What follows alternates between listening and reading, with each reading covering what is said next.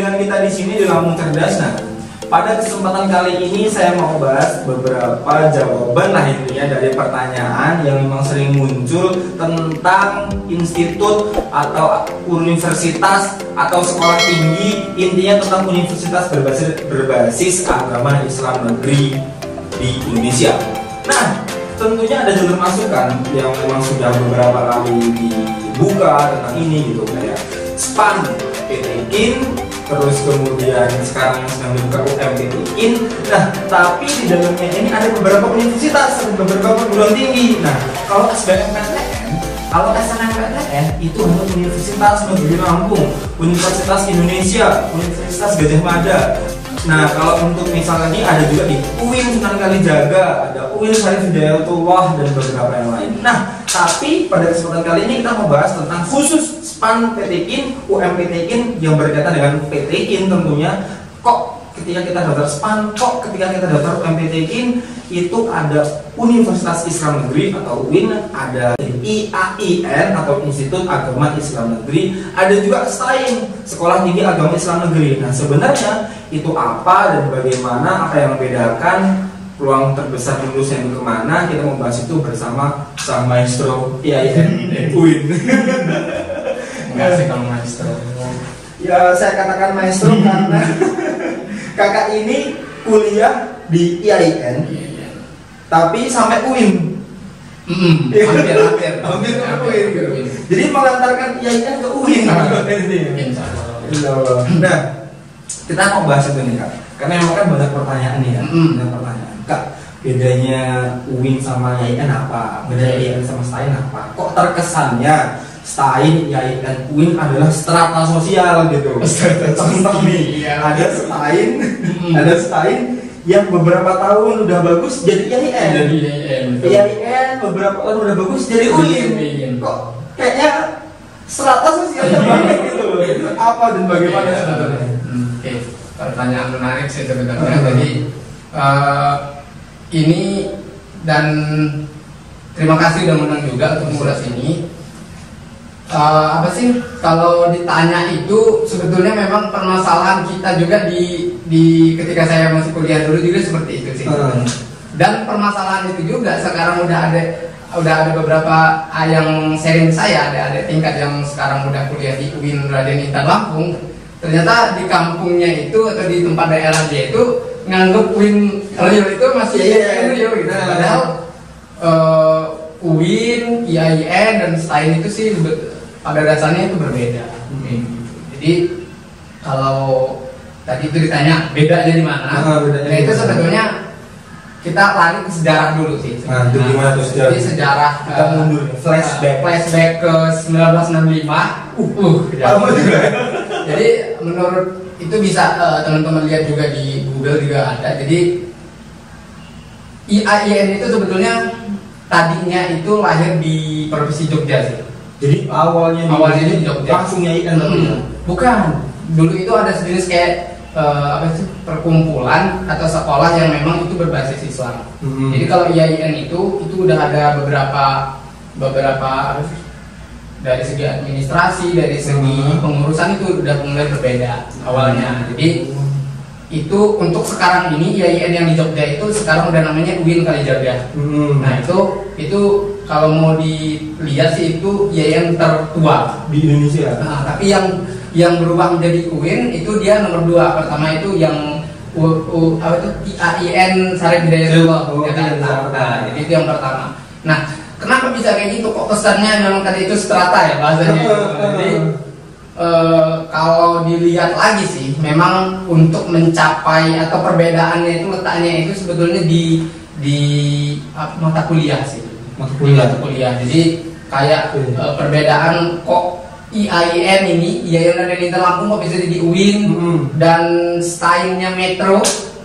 Jadi IAIN itu sebetulnya kita harus tahu dulu perbedaannya. Jadi kalau UIN itu apa sih mata kuliahnya itu ada yang memang nggak berbasis Islam. Misal kalau udah UIN, jadi universitas itu atau lembaga pendidikan itu udah berani membuka jurusan yang tidak berbasis Islam. Contoh udah ada psikologi, udah ada bahasa Inggris, habis itu udah ada matematika yang itu memang syarat wajib untuk menjadi UIN. Nah, kalau memang itu kan di Stein Metro, Stein Juraisiwo itu kan sekarang IAIN. Nah, tapi dia udah ada tuh bahasa Inggris. Nah, itu gimana? Nah, jadi yang saya bilang tadi itu secara administratif itu masih menentukan juga. Jadi kalau IAIN sama Stein itu sebetulnya perbedaannya kita lihat dulu, karena apa sih terjadi juga di Metro tuh dari Stein jadi IAIN. Jadi Stein itu lebih kepada itu pembelajarannya itu satu rumpun. Pembelajarannya satu rumpun, kalau IAIN itu rumpunnya banyak. Jadi kayak kita lebih kepada dari bedanya aja. Kalau Stein itu dia ketua bukan kajur, sedang atau ketua, tapi kalau IAIN itu udah kajur. Oh, berarti memang secara administrasi dari administrasinya beda. Nah, dari anggaran tentunya. Jadi pertama Stein, IAIN, UIN pertama yang membedakan itu adalah mata kuliah tentunya akademik ya. Kemudian juga menjadi yang beda lagi adalah administrasinya tentu. Mungkin juga komposisi jurusan dan prodinya juga itu ya. Nah ini Kak, kita ini juga kan Stein, IAIN, UIN ini juga kan kadang saya tahu nih dulu itu setahu saya kalau sarjana pendidikan atau sarjana ekonomi Islam itu gelarnya SEI. Terus sarjana pendidikan SPDI yang dulunya ketika saya ke SPDI, wah ini guru agama Islam. Guru agama Islam. Padahal nggak juga, guru ekonomi, guru bahasa Inggris kalau dia kuliah di yang Institut Agama Islam, SPDI. Nah sekarang ini di UIN itu udah nggak pakai itu. General SPD, SPD, SK, SK, SE, SE gitu gelarnya. Jadi yang itu termasuk ke apa tuh perbedaan administratif ya. Jadi kalau dia UIN itu otomatis udah apa tuh gelarnya itu udah sarjana. Kalau dia kayak sekarang ini di UINRIL itu kan ada apa tuh jurusan akuntansi syariah. Kalau berarti itu baru 2 tahunan gitu. Jadi itu gelarnya SE, sarjana ekonomi. Jadi memang perbedaannya UIN itu jadi kalau kita mau ngambil seharusnya kan kalau dia kayak di Unila itu akuntansi itu kan pasti SAKT gitu kan. Nah jadi kalau di sana itu masih SE, jadi secara general masih itu perbedaannya sama UIN. Nah tapi kalau kayak IAIN itu biasanya masih pakai SPDI, masih pakai SEI gitu. Cuman kalau bahkan pernah juga dulu dengar itu kalau Stein itu dia pakai TAR malah STAR. Tarbiyah. Jadi sarjana tarbiyah. Oh, malah fakultas yang diambil ya? Iya, jadi tarbiyah itu kan pendidikan. Nah, jadi mereka pakai bahasa Arab jadi STAR. Oh, itu dulu ya? Dulu. Oh, STAR.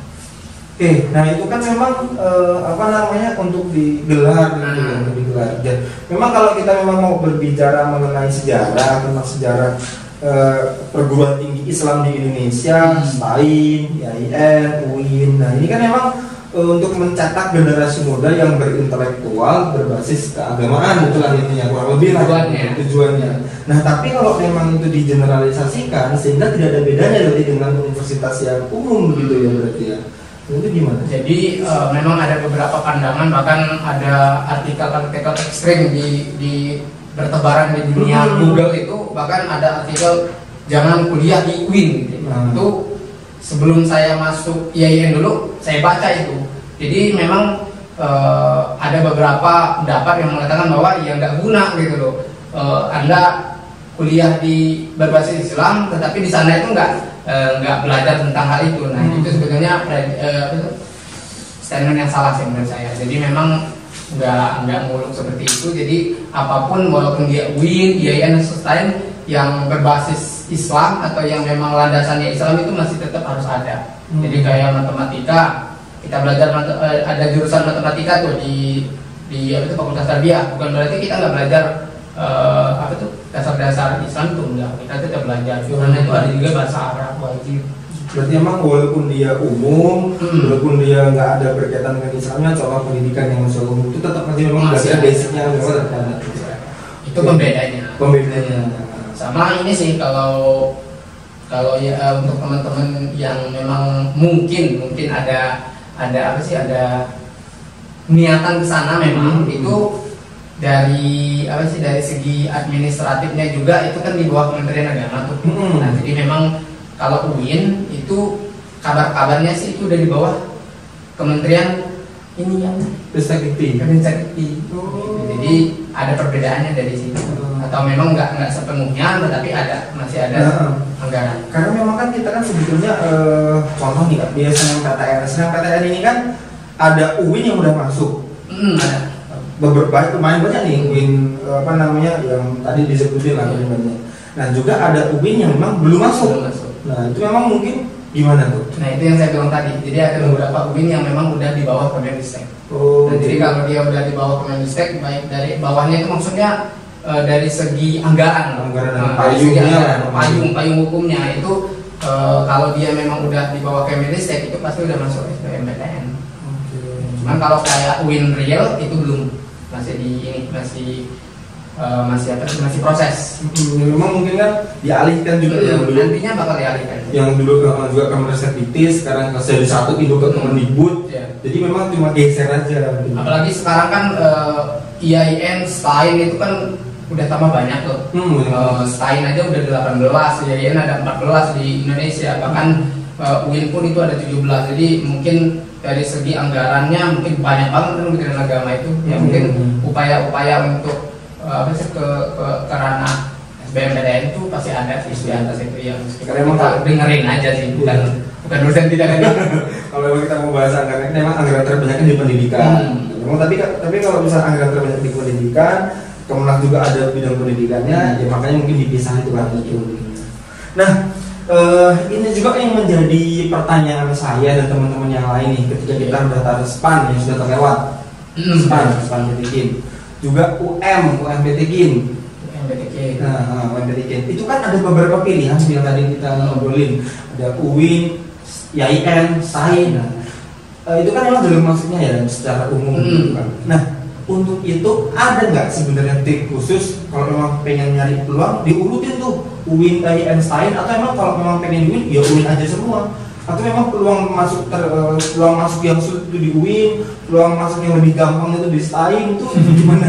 Bener nggak rumornya seperti itu sebetulnya? Jadi agak ini juga sih, saya juga agak kurang paham juga terkait dengan, cuman kalau terkait dengan penilaian SPAN kan memang kita sama-sama tahu itu kan dari rapor tuh, sama kayak SNMPTN lah kalau di SBMPTN. Nah, tapi kalau UMPTKIN itu kan benar-benar ujian tertulis. Nah, kalau untuk masalah strategi apakah ini segala macam sebetulnya lebih kepada, kalau sekarang sih yang saya lihat dan bahkan teman-teman saya juga ngelihat itu kejurusan sih. Jadi ada jurusan yang benar-benar favorit, ada jurusan yang enggak, itu itu tergantung dari situ juga. Ngaruh juga sih mudah masuknya itu. Oh, jadi walaupun memang itu di STAIN tapi tingkat persaingan jurusan iya, kayak IAIN ada kan, IAIN Metro itu tahun lalu aja itu kan yang mau diterima 800. Karena kan dia masih IAIN, jadi kan ada minimal ini kan, ada maksimal mahasiswa. Nah, itu kan maksimal mereka 800. Tapi pesertanya 1.800 yang daftar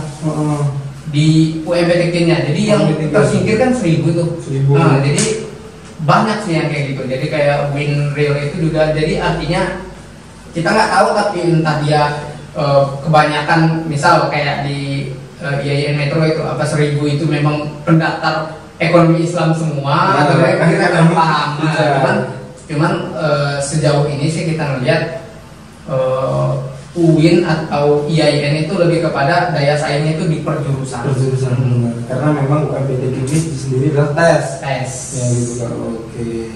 Nah, kan itu kan memang kalau kita bahas PAN, PTKIN, UMPTKIN, nah, itu kan kita bisa milih memang ya UIN, IAIN, STAIN, maksimal 3.